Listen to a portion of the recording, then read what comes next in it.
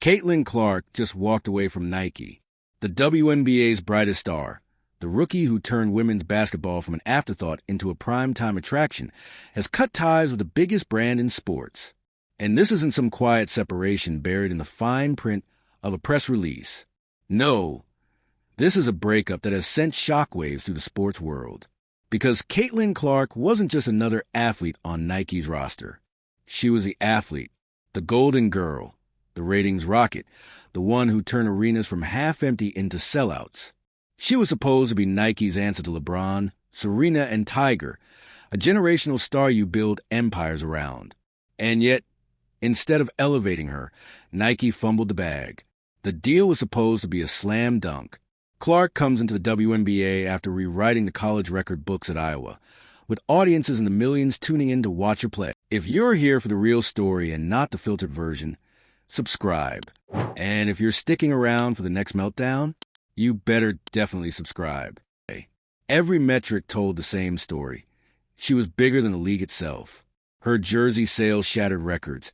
Her name trended every week, and entire cities that had ignored women's basketball for years suddenly couldn't get enough. She was cultural momentum personified. So when Nike signed her earlier this year, the expectation was simple. Give her the royal treatment, a signature shoe, a high-profile marketing campaign, a bold announcement that told the world. Caitlin Clark is the face of the future, and she's ours. But instead, nothing. No billboards, no splashy rollout, no shoe tease on her pro debut, no commercials highlighting her transition from Iowa to the WNBA. Just silence. Nike sat on the most bankable star in the sport and gave her little more than a logo on a jersey. For a player carrying the weight of the league on her back, it was more than disappointing. It was insulting, and Clark noticed. Insiders say she grew frustrated watching other brands pour millions into campaigns for stars with smaller followings, while Nike, her partner, treated her like a background character. She was supposed to be the crown jewel, but instead, she was stuck in limbo. And if there's one thing Clark has proven both on and off the court, it's that she doesn't play the waiting game. By cutting ties with Nike, Clark just sent the loudest message possible. Respect me or lose me. And the implications are massive. Because Caitlin Clark isn't just a star athlete. She's a cultural force. When she steps onto the court, TV ratings double. When she plays on the road, ticket prices spike. When she wears a jersey, it sells out online within hours. She's not just an athlete in the WNBA. She is the WNBA's momentum right now. So what does it say when even Nike, with its history of building global icons, couldn't or wouldn't match her moment? It says the old playbook doesn't work anymore. This isn't just a Caitlin versus Nike story. It's a story about corporate arrogance colliding with cultural reality. Nike assumed they had time. They assumed Clark's star power was theirs to slow roll, to fit neatly into their timeline. But Clark has rewritten the rules. She's not waiting for the machine to catch up. She's moving at the speed of her impact. And if Nike can't keep up, she'll find someone who will. And here's the twist. This isn't just a blow to Nike. It's an open invitation to every other brand. Adidas, Puma, Under Armour, even non-traditional players like Amazon or Apple. Anyone who wants to capitalize on the cultural moment Clark represents now has an opening. And they won't make the same mistake. Because if Nike lost Caitlin Clark, they didn't just lose an athlete. They lost a chance to own the most important movement in women's sports in decades. They lost the one player who could define their brand for a new generation. And for Clark, she just proved she doesn't need the swoosh to stay on top. The breakup is brutal. It's messy. And it's public. But more than anything, it's symbolic. Caitlin Clark versus Nike isn't just about one contract ending. It's about a shift in power. For decades, athletes needed Nike to become global icons. Today, Caitlin Clark just showed the reverse might be true. Nike needed her more than she ever needed them. And now, the sports world is watching her every move.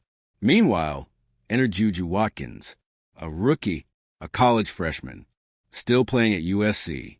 Super talented, sure, but not in the WNBA. Not selling out arenas. Not dragging an entire sport into the mainstream with her bare hands. Nike gave her a massive $30 million deal. You heard that right. $30 million for a player who hasn't even gone pro yet. And just like that, the conversation shifted. Fans started asking questions. Why is Caitlin Clark, the woman literally saving the WNBA from obscurity, not the one getting this treatment? Why is Nike going all in on someone unproven, while seemingly treating their biggest current star like an afterthought? It was weird, it was awkward, and it was loud. The Clark fans? They were furious. The conspiracy theories? Flowing like Gatorade on championship night. The WNBA itself? Trying very hard to act like it wasn't happening, even though it definitely was. But the drama hit DEFCON 1 when Caitlin Clark decided, enough. She ended her partnership with Nike. No cryptic statement. No tell-all interview. Just done. Quiet power move. A girl boss mic drop. And suddenly the entire industry was shook. Because let's be real, you don't walk away from Nike unless something's really wrong. This isn't a small endorsement. This is the brand that built Jordan, that powered Serena, that backed Tiger during his most unhinged scandals. Nike knows stars. But apparently, they forgot how to treat one. And now, the consequences are rolling in. Nike fans? Confused. Clark fans? Ready to boycott. Other brands? Circling like sharks with blank checks. And the WNBA? Trying to clean up the mess while pretending they didn't help spill the tea in the first place. Let's talk about what really went wrong here. Because on paper, you'd think Nike would be all over Caitlin Clark. She's not just a great player. She's a movement. She's doing what the league has desperately wanted for years. Getting casual fans to care. She sells out games. Her highlights go viral. She trends every other night. And not just for what she does on the court. She's mainstream. She's magnetic. She's marketing gold. But Nike? They got caught up in the politics. There's a theory, and it's not exactly subtle, that this wasn't just about talent or business. It was about image, about choosing to push someone who fits a certain branding narrative over someone who actually brings results. Juju Watkins is represented by Clutch Sports. Yep, that Clutch Sports, the one run by Rich Paul, who's basically the puppet master of basketball endorsements right now. If you ever wondered how some players get massive deals out of nowhere, well, want to know more? Clutch knows how to spin a story before it happens. They manufacture hype, like it's a new sneaker drop. And Nike? They bit. The issue? They did it at Caitlin Clark's expense. And here's where it gets messy. Because fans aren't stupid. They can see when someone is being sidelined, and they don't like it. Especially not when it's the one player who's doing the heavy lifting to make this whole women's sports renaissance actually work. Instead of lifting her up, Nike put her on the bench, metaphorically of course. And Clark noticed, so she bounced. And here's where the real chaos begins. Because now, every brand that isn't Nike is sitting in meetings asking one question. How do we sign Caitlin Clark? You think Adidas isn't already sketching up shoe mock-ups with her initials? You think Puma isn't looking for the next Billie Eilish-level crossover campaign? You think Under Armour wouldn't kill to have her face replace the ghost of Steph Curry's old deals? Nike didn't just lose a player. They lost a once-in-a-generation brand opportunity. And for what? For the optics? For politics? For loyalty to an agency? Whatever the reason, it's giving short-term thinking. It's giving we forgot what sells. It's giving out of touch. And this isn't just about Clark. It's about what this says to every other rising star in women's sports. If Caitlin Clark can't get the respect she deserves, what does that mean for the rest of them? WNBA fans are tired. They've been told to be patient for decades while the league grows. They've stuck around through bad merch, awkward marketing, and network deals that bury games on obscure channels.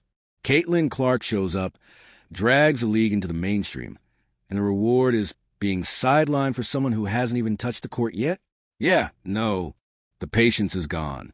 Let's not ignore the cultural elephant in the room, either. Clark's appeal is broad. She's not edgy. She's not controversial. She's just really, really good at basketball, and people like watching her play. Brands should be tripping over themselves to align with that. But instead, it's like there's a deliberate choice to downplay her success. Like she's too popular, too fast, and that makes people uncomfortable. And listen, Juju Watkins is great. She deserves shine. But this didn't need to be an either-or situation. You can promote one without erasing the other. The fact that it feels like a trade-off, that's the real problem. It's giving jealousy. It's giving insecure. It's giving, we didn't expect her to be this big, and now we don't know what to do. So Nike fumbled. Badly. And if you think they're not panicking behind the scenes, please. Their entire marketing department probably hasn't slept since the news broke. Meanwhile, Caitlin Clark is out here doing what she always does, putting up numbers, making history, and doing it all with that unbothered Midwestern, oh, I dropped 30? Cool energy. And if she signs with a rival brand and drops a signature shoe that sells out in 15 seconds, that sound you'll hear, that's Nike realizing they played themselves. This was supposed to be the easiest layup in branding history. Instead, it's turning into one of the biggest endorsement disasters women's sports has ever seen. Moral of the story? Don't underestimate the quiet ones. Especially not when they've got the entire sports world watching. Oh, and Nike? Congratulations. You just won the very first How to Fumble a Cultural Icon in 30 Days or Less award. Put it on the shelf next to your shrinking market share. So, what do you think? Was this a massive misstep by Nike? Or was Clark right to walk away before things got worse? Sound off in the comments. Let's get into it. And don't forget to subscribe for more deep dives into the beautiful chaos of celebrity drama, sports scandals, and corporate meltdowns. Because, you know, there's always more where that came from. See you in the next mess. Caitlin Clark was supposed to be the league's ultimate cheat code, the LeBron of the women's game, but faster, cleaner, less dramatic. A pure engine of growth. You don't even have to like basketball to see it. This woman moves the cultural dial. She's the reason entire families are tuning in.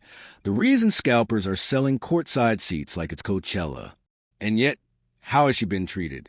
First game in the league, she gets slammed with hard fouls. Second game, she's getting shoved on screens with no whistle. Third game, she's got veterans muttering under their breath about how she hasn't earned it yet. There's this unspoken vibe that Clark is the new girl who wasn't supposed to be this loud. Like she's crashing the party without asking for permission first.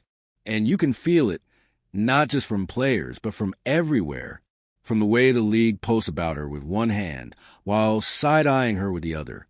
From the humbling narratives pushed after every loss. From the way commentators bend over backwards to pretend her every success is somehow controversial. So when Nike pulled their little switcheroo and bet big on Juju Watkins instead, the whole thing just felt too familiar. Another chapter in the Caitlin Clark doesn't deserve this much attention saga. Only now, Clark's done playing along. This isn't just about money. It's not just about sneakers. It's about respect. And she's not getting it from the league, the brand, or the so-called gatekeepers. Let's be real. This is a power struggle. On one side, you got Caitlin Clark, who's playing her heart out every single night, bringing in millions of new eyes to the sport, and doing it with a kind of steely grace that most rookies couldn't fake if they tried. No drama, no diva behavior, just cold-blooded execution and big-time numbers. On the other, you've got a system, brands, league execs, PR machines that desperately wants to control the narrative. And Caitlin's success? It doesn't fit. It's too fast, too organic, too hard to spin. They can't claim they built her. She built herself. And that's the part they hate. Because if you can't take credit for someone's rise, how do you monetize it? If someone's stardom comes from authenticity instead of carefully sculpted brand deals, how do you package that? Answer, you don't. You just try to shift the spotlight. Enter Juju Watkins, marketable, young, flashy, and backed by the biggest agency in basketball. Clutch Sports isn't playing the long game. They're playing the loud game. They came to take up space, rewrite headlines, and make sure their clients get more attention than they've earned. And Nike, instead of standing firm on legacy and proven influence, they folded like a cheap windbreaker. Now, look, Juju might very well become a superstar. She's not the villain here. But when you prop her up while sidelining the player who's already carrying the sport on her back, you're setting her up to fail. She's got a $30 million deal and hasn't played a second of pro basketball. The pressure is unreal. Every missed shot, scrutinized. Every bad game, amplified. And every comparison to Caitlin Clark, unavoidable.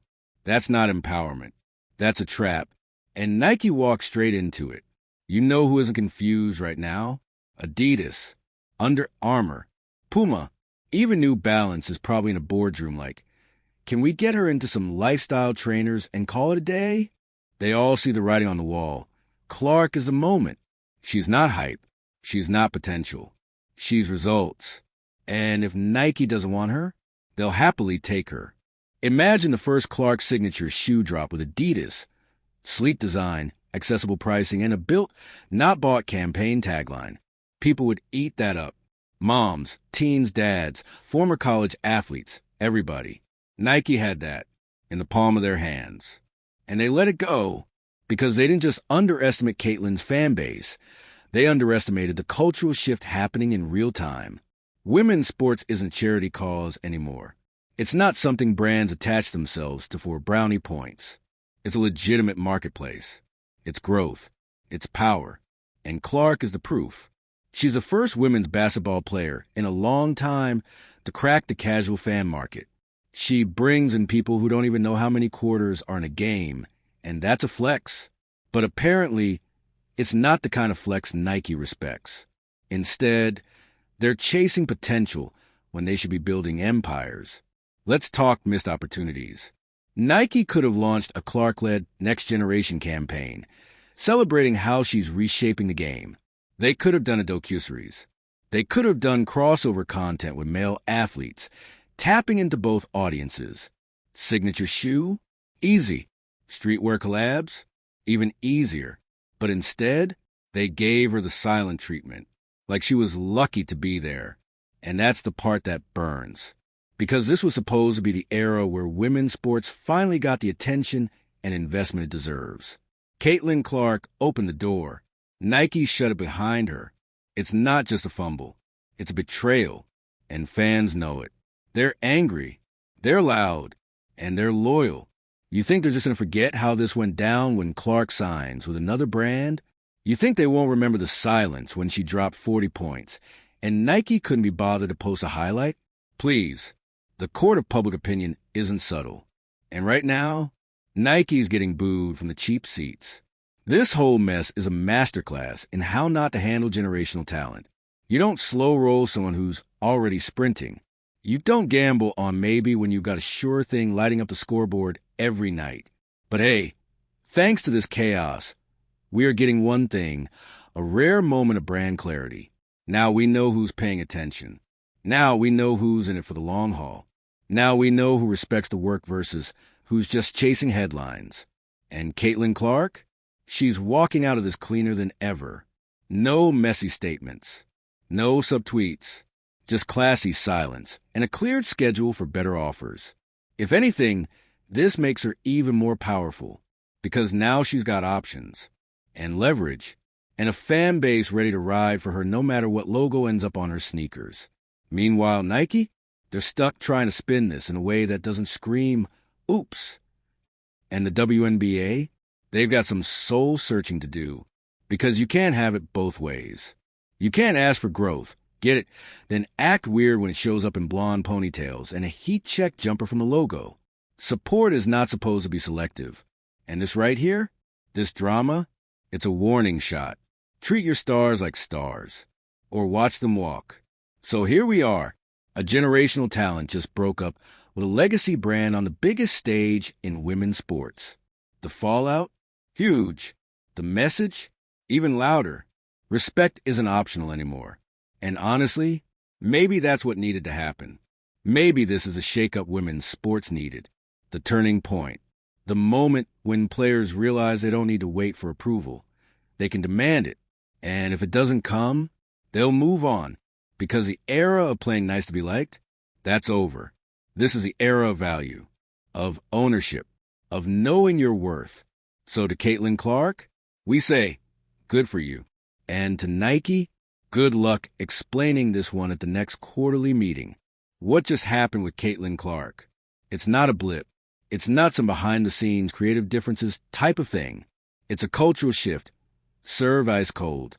When a player this big, with this much momentum, walks away from the global titan of sports branding, that's not just a breakup. That's a shot across the bow. It's the athlete equivalent of walking off stage mid-concert, mic in hand, while the crowd chants your name.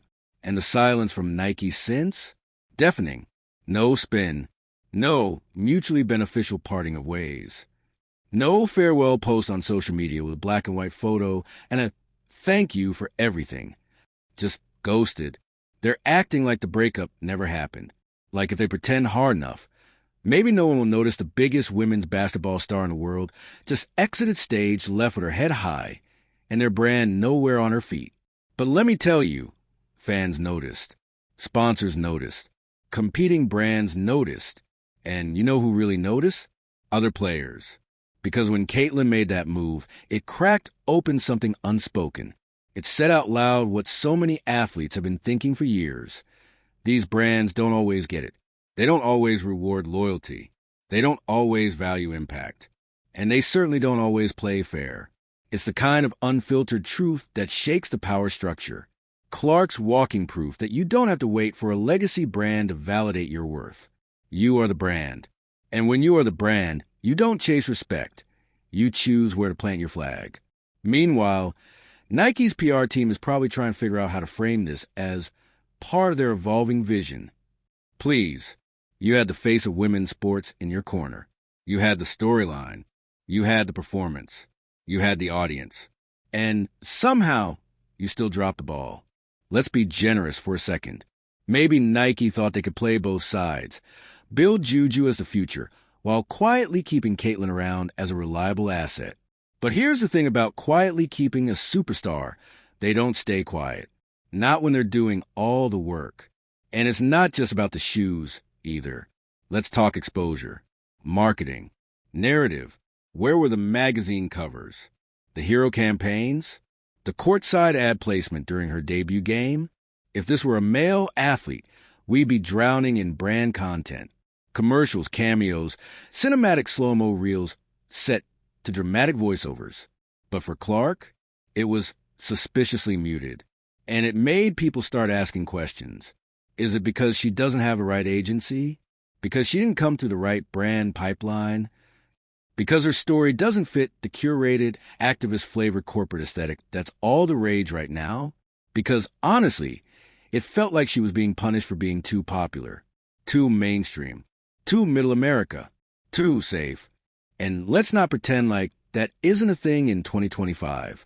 There's a vibe among certain circles that if you blow up in a way outside of their system, your success becomes inconvenient. Suddenly, it's not worth celebrating. It's worth controlling. Or worse, ignoring. But you can't ignore Clark. Not anymore. She's out-earned the side eyes. She's outplayed the passive aggression. She's outshined the narrative. She was a story before the league was ready. And now they're scrambling to catch up. And what about the WNBA itself? How are they handling all this? Honestly, not well. Let's just call it. The league is in its insecure boyfriend era. On one hand, they desperately want Clark's star power. They need it. She's giving them numbers they've never seen. Sellouts, national coverage, interview requests from late-night shows. She's the biggest pop culture crossover they've ever had. But on the other hand, they're weirdly salty about it. They don't want her to overshadow the other players. They want growth, but they want it evenly distributed, as if sports fandom is a group project and Clark didn't just show up, finish the presentation, and get them all an A. It's petty, it's political, and it's deeply short-sighted, because growth isn't always tidy. It doesn't follow a committee-approved plan. Sometimes it's one player lighting the match, and everyone else benefiting from the heat. And Clark has been that fire. So why try to smother it? Why downplay her when she's literally putting your league in conversations it's never been part before? The Nike deal going sour just exposes the same rot that's been festering under the surface. A reluctance to let women's sports be big, loud, lucrative, culture shifting. A fear of what happens when the attention comes too fast, too real, and isn't fully under their control. But here's the T. Caitlin Clark doesn't need to wait for permission anymore. She's beyond the prove-yourself stage. She proved it. She brought the numbers. She packed the arenas. She changed the conversation. And now, she's going to pick a brand that gets it. One that understands her actual value, not just her good optics potential. And when she signs that new deal, with the campaign, the signature shoe, the visibility she earned, you're going to feel the whiplash in real time. And Nike? Well, they'll still be pretending it was all part of the plan. Maybe they'll say they wanted her to explore creative freedom, or that they're excited for what comes next. Classic corporate cope. But we'll remember what really happened. Because at the end of the day, this was about more than sneakers. It was about who gets to be the face of something real. And Caitlin Clark chose herself. No manufactured hype. No megaphone agency whispering in boardroom ears. Just results, performance, and power. And if brands and leagues can't figure out how to handle that, that's not a problem. That's the system's reckoning. So here we are, one seismic shift, one quiet rebellion, and one league standing on shaky ground. Because if Clark can walk away from Nike, she can walk away from anybody. And suddenly, everyone's on notice. Think we're watching the downfall of a shoe deal? Nah, we're watching the rise of a new playbook. Athletes are done being grateful just to be chosen. The new era is about choosing yourself and building the empire around you. And if Caitlin Clark's leading the charge, you'd better keep up. So what do you think? Did Nike fumble the biggest bag in sports marketing? Or are they playing a 4D chess game that only they can see? Who's the brand that should partner with Clark? Adidas? Under Armour? Some underdog about to glow up? Tell me in the comments. Let's light this conversation up. And don't forget, subscribe for more chaos, controversy, and cold-blooded comebacks in the world of celebrity drama, sports meltdowns, and PR implosions. Because the game isn't over. It's just getting started.